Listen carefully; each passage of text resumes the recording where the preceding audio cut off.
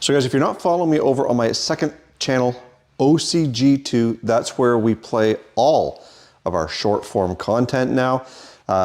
If you were following me over there or Instagram or Facebook, you'll know that this happened. In all my years of owning Panther platforms, I've never heard this noise.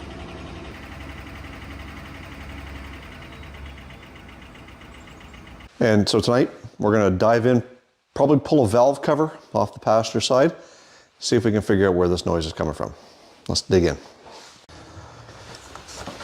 Yeah, so this noise that we've been hearing, I shouldn't say we, my wife has been experiencing it. This is her car, and she's been experiencing this off and on and never been able to catch it on video, nor has she ever been able to get me to listen to it while it's happening.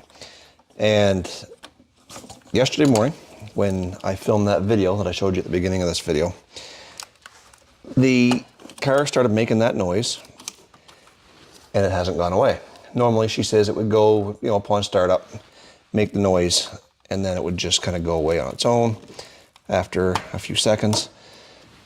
This is day 2, and I drove it over here from the house this morning, and it still hasn't gone away.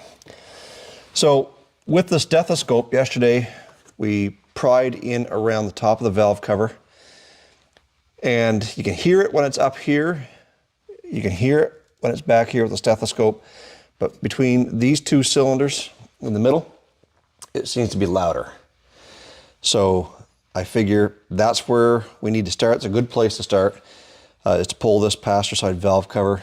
It's a bit of a bear because the heater core or the heater box, AC box, whatever you want to call it, is in the way. A couple of cooler lines here, which I might just drain some fluid out of this thing, and maybe I won't. I might just fight with it a little bit tonight. Anyways, we're going to unplug a few things here to get some stuff out of the way. This wiring harness, the injectors, the coils, evap, purge valve, fuel rail pressure sensor, because all this stuff is just in the way of getting that valve cover off, and putting it back on is another chore in itself. So let me finish getting this stuff unplugged and show you where we gotta go.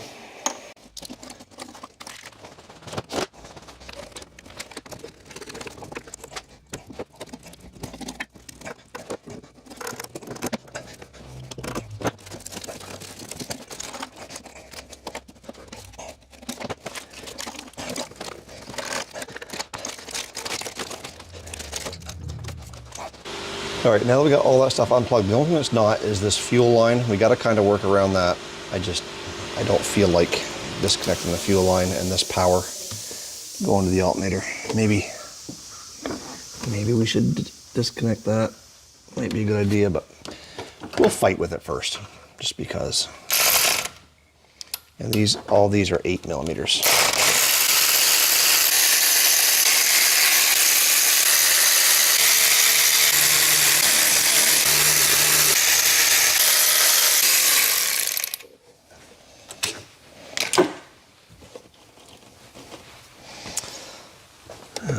One that's hidden way back here.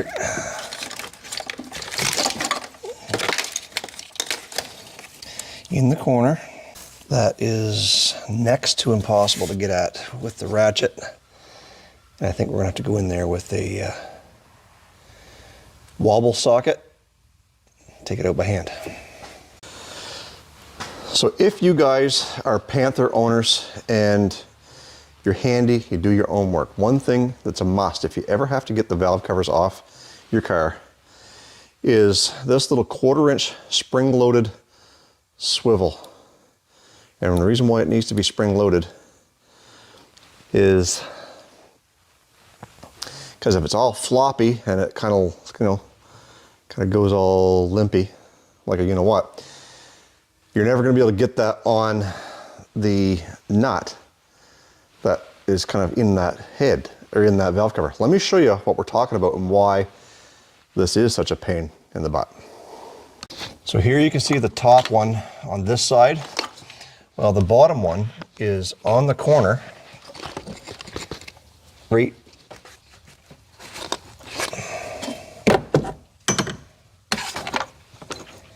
You can just barely see the edge of it on the light, and that's where you've got to get this socket plugged into and turn that sucker out.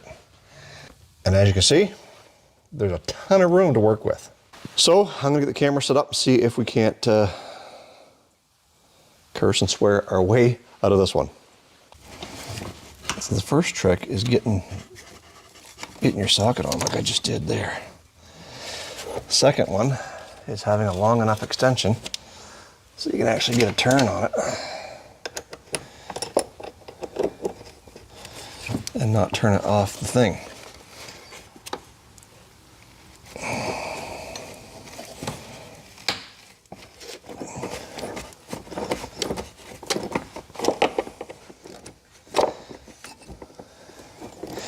So we got it rope free and we're turning. And these things are threaded in there a really, really long way. Like, I'm not sure if you can see that, but the threads start or stop right about there. So there's a good ½ inch of engagement there to get that out. Which means once you get it loose, you're only going to be able to turn your socket out so far before you've got to take it off and try and reach in there by hand and spin it out with your fingers, which is kind of where we're at here right now. Now,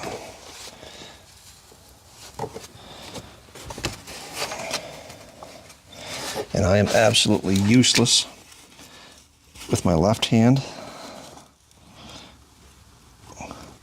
so I got to get my right in there and just use the very tips of my fingers to spin that out. And you know what's even more fun, which we're going to find out at the end of this, is when we go to put this back on, this valve cover is not rolling the gasket and then creating an oil leak onto your exhaust, because your exhaust is like right there. But it is coming out, so now let's ta-da! All right, so now we should be able to break that loose and then just start weaseling it up and out past your overflow, past your AC lines, and then through this maze of wires here. So let's all right, yeah, I didn't think it was just gonna pop off. We'll get the hammer. Give her a little love tap from the Love Shack. There we go.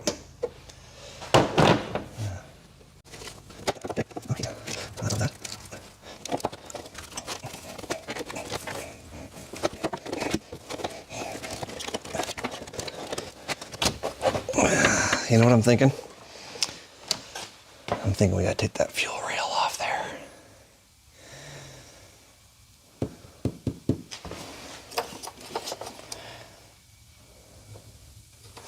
Son of a...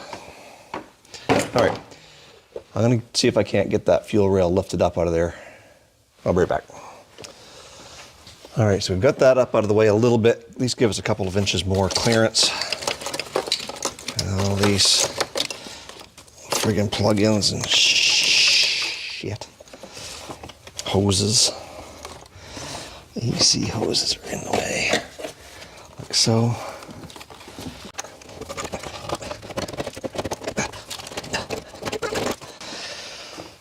Oh, just cracked my phone. Just cracked my watch, I mean.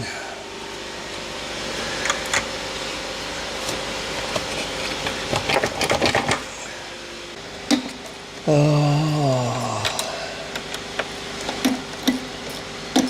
Get these coils clocked out of the way a little bit, maybe.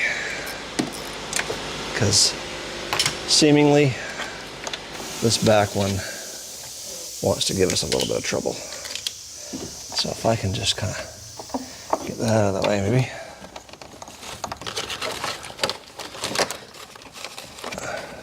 And then that heater hose.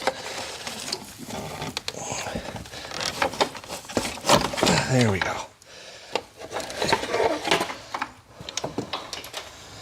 Oh, there goes one of my insulators off that. It's all right. Okay, I'm gonna go wash my hands, and then we're gonna get a closer look inside here, see if we can find something obvious. Okay, well, first thing I want to check is timing chain seems tight there. And our hydraulic lifters are down in here.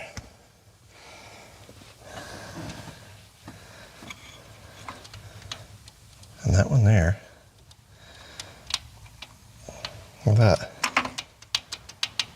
That one's loose. This one here is the only one that's loose, and the lobe on the cam is up. So what's that tell me? It tells me one of two things. It tells me the hydraulic lifter has failed, or the bearing on the rocker arm itself has failed and it's loose.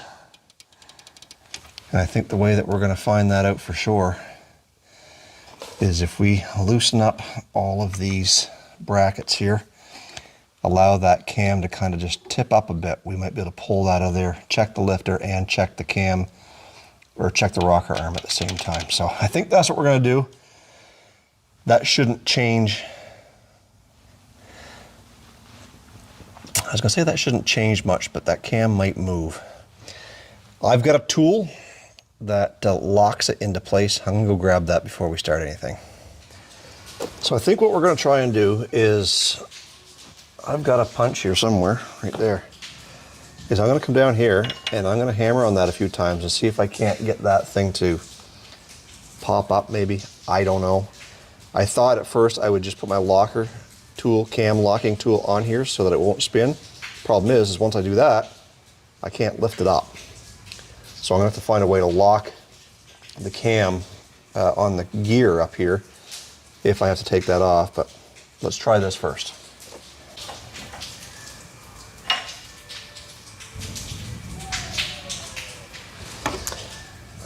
Let's see what we can do here without damaging too much.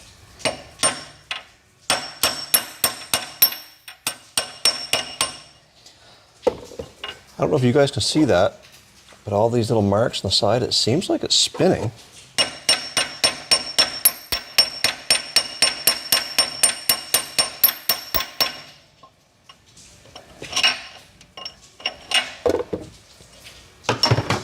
Yeah, lay that across the battery, Jason, that'll be good.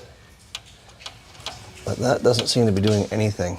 So I would say the cam has to come off, or at least up, before we can pull that out.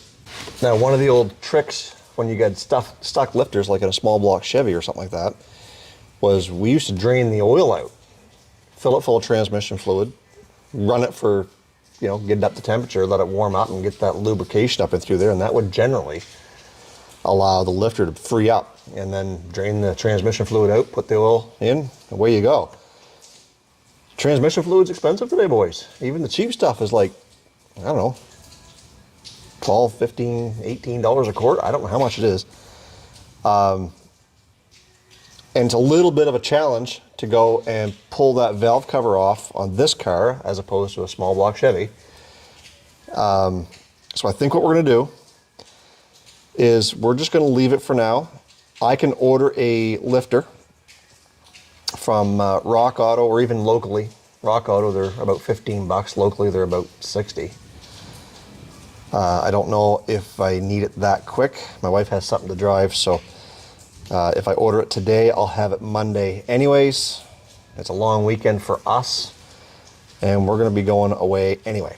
So I think we'll order it from Rock Auto, get it here, take it apart, and if we can't get it freed up, we're just gonna replace it anyway, put this thing back together. So when we come back, we'll have a new lifter, start changing it out.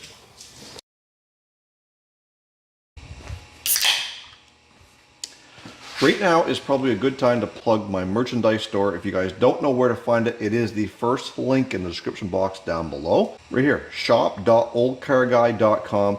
We've got t-shirts, all kinds of different designs. We've got beer koozies, we've got hats, hoodies, and lots of different styles. If you want to support this channel in more ways than just watching these silly videos that I do working on this junk, you can pick up some merchandise representing Olde Carr Guy, and by doing that, I get a little bit of a kickback, which helps me do things like buy a lifter for my wife's car, put 4 new tires on the old Chrysler Cordoba. Little stuff like that goes a long way for a very small contribution on your part. So please, make sure you're supporting Olde Carr Guy. Shop.oldecarguy.com. If you use promo code OCG10, you'll get 10% off until August 31st, which is my birthday, by the way. So let's help celebrate my 50th birthday by you supporting me with some Olde Carr Guy merch. And if you haven't yet, make sure you're subscribed. Hit that subscribe button down below. And if you want to see a lot of short form content on the daily basis, make sure you head on over to OCG2. It's the second channel that has just recently hit 500 subscribers. If we get to 1,000, we can start monetizing that, all that good stuff, again, to help with projects like this one. Anywho, let's get back to fixing this lifter. So if you guys are watching this video because you're running into the same issue that I am, go to Rock Auto and check out the milling part number that I'm showing you here. One of the great things about buying these pieces from milling, made in the USA, not China, not Bangladesh, not Timbuktu, made in the USA. All right, so the first order of business is going to be getting these cradles off. There's 1, 2, 3, there's a dozen bolts that come off that. And then what we're going to do is we're going to lift up the camshaft itself just enough to pull the rocker arm kind of out of the way. It'll almost come out of there as it is. And then we'll lift out on that lifter, put the new one in, and we'll show you a comparison between the old and the new. Then everything goes back together. I'll have to double check the torque specs. I'm guessing it's probably somewhere around 18 or 20 foot-pounds on these bolts here, because it's aluminum. You're not going to have a huge torque on those. Anyways, let's get these cradles off here and get that cam. I'm going to lock it down. I probably don't have to, but I think I'm going to put the lock on it, and I do have one of these from when we did the Lincoln. That holds the camshaft from turning and putting it out of time. I'm guessing it's probably not necessary, but just in case we loosen that up and it does want to just clock a little bit, I don't want to be into timing chains and all that stuff right now, even though I do have that stuff purchased and that is a future job. It's not a tonight job. We want to get this thing back together. So I think I'm going to put that lock on there, at least hold it. If it does turn, we'll know exactly what position it needs to be put back into before we put those cradles back into place. So anyways, I'm going to set up a time lapse, get these cradles off here, and then we'll show you when we go to replace that lifter.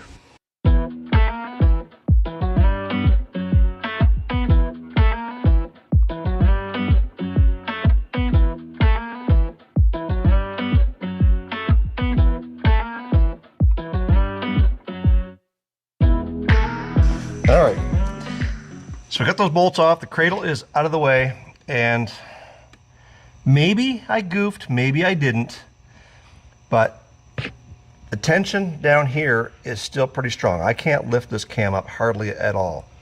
But as you go back, it's up off of the retainers. As you can see there's quite a gap. And I was able to reach right in here and pull that rocker. I'll get a better view of this thing here for you. Pull that rocker.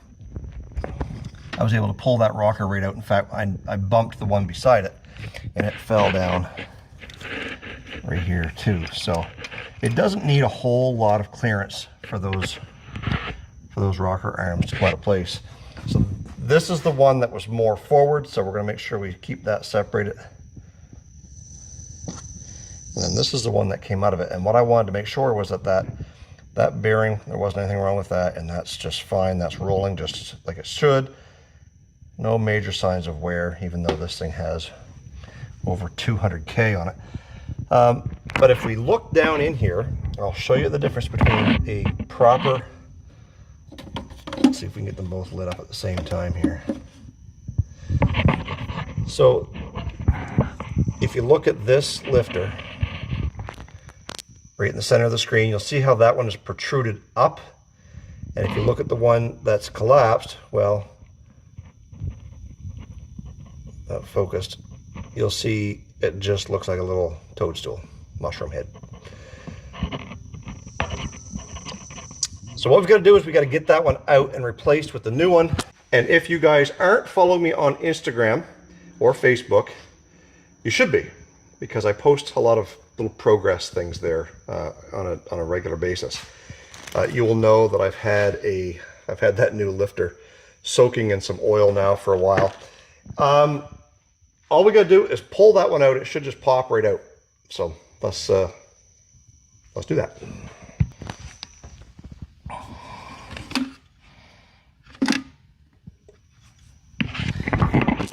So I'm gonna try and do this and get you so you guys can see it. So you see the whole thing. Rockers are falling out everywhere.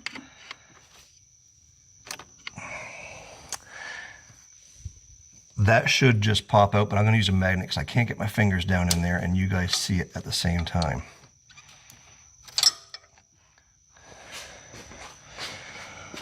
So there is one dead lifter. And as I pulled on that with a magnet, you'll see that that end protruded out more, but clearly it's just all loosey-goosey, spilling oil all over the place. That's not supposed to do that. We'll get the new one and I'll show you what it's supposed to do. And yes, I spilled oil all over my wife's car. She's going to be happy with me about that. So you look at this one, the tension is on it already, and I can just barely squeeze that down with my thumb. But it's doing exactly what it's supposed to. So it's ready to go back into the engine block and just basically reassemble this thing the way that we took it apart. But that's the difference right there. This one has got a little bit of tension on it, just like it's supposed to. And this one, there's your problem. Okay, so we've got our rocker arms back into place on the one that fell off over here, as well as the one that fell off over here. We've got our lifter in place and the rocker back on. So now we got to get those cradles down and get that thing compressed in, start tightening that up. And the way we're going to do it is once we get the bolts started, we're just going to incrementally go around and tighten that up front and back so that we're not going to A, bend the camshaft, or B, bend those cradles. Again, they're just aluminum, and aluminum only bends once. Try it. Try and bend it once. It'll bend once. You try and bend it back. Yeah, she'll usually snap on you.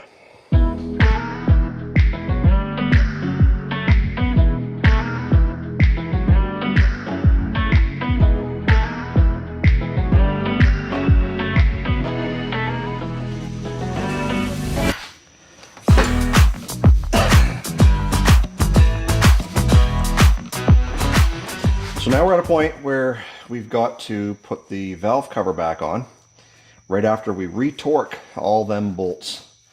And again, I'll have to look up the torque spec, but I will flash up here on the screen. I'm thinking it's 18, might be a little more, might be a little bit less, but either way, I'll flash it up on the screen for you guys. We're gonna have to try something a little bit different, putting that valve cover back on. I've got a new valve cover gasket. We'll install that, get that put into place, and then try and get that in there without tearing it all to pieces, because we did scrape on it a little bit. And one of the reasons is this stupid friggin' heater hose. This one right here. Not only that, but this wiring harness is just kind of right in the way. And when you go to put that in, the gasket wants to scrape up against those bolts. So we're going to try and figure out a way to get this, maybe just bungee cord it up out of the way here somewhere, just so that give us a little bit of extra room to play with. Same thing with these wires. Anyways, so I'm going to go struggle with that, and I'll be back with you once we get the valve cover back on and we're ready to start this thing up for the first time. Hopefully this noise is gone.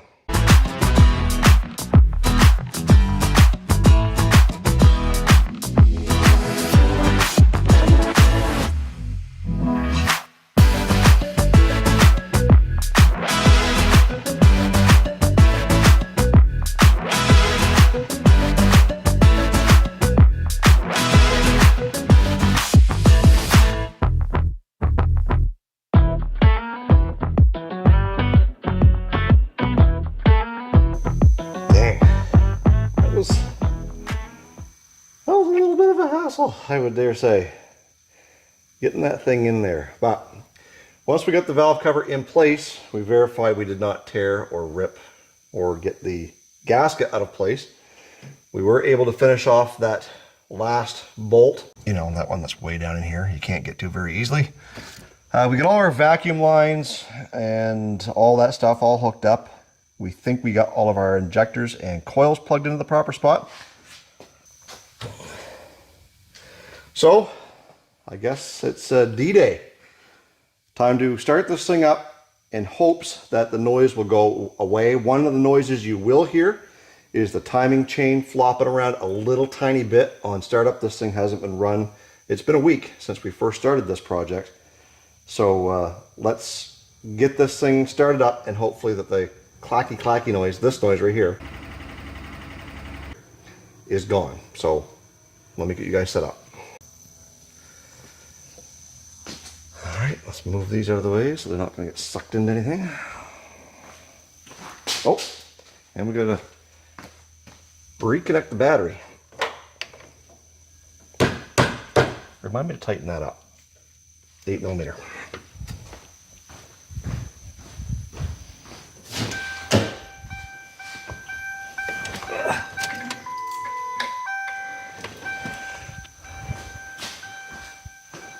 Actually, first thing I'm going to do is just verify that there's no fuel leaks because I had those injectors out.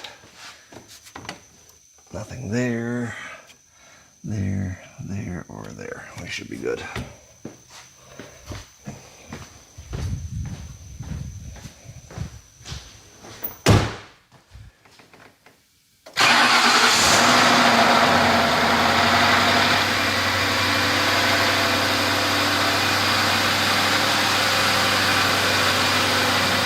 Bingo bango.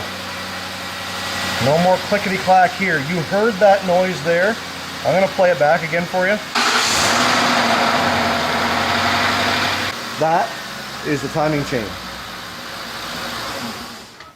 And what's involved in the timing chain is removing the throttle body, air hoses, fuel rails, intakes, valve covers, alternator, water pump does not have to come off, tensioner doesn't necessarily have to come off, power steering pump, that's a mother father.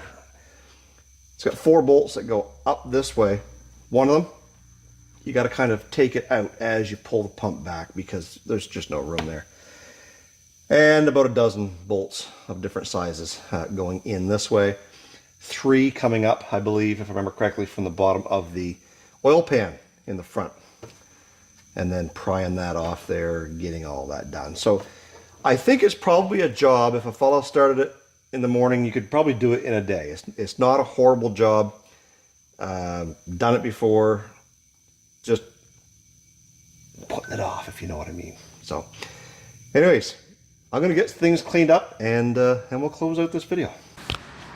So I appreciate you guys sticking around for this video. It was a little bit of a long one, but at the end of the day, we showed you the simple task of replacing a collapsed lifter in your 4.6 liter 2 valve. Most of the Ford engines like that aren't much different. In fact, most newer engines aren't that difficult. Sometimes it's a chore to get there, but once you're in there, it's basically built the same way. Also, for OCG merchandise, that link is the first link in the description box down below. Please support the channel so that we can grow further. We are on a quest for 50,000 subscribers as of the 1st of August 2025. We're hoping to get there by the end of the year, and with your help, I think we can do it. Guys, stay focused on the windshield, not the rearview mirror. I love you, God bless. We'll see you in the next one. Oh, and by the way, for daily shorts, OCG2, second channel.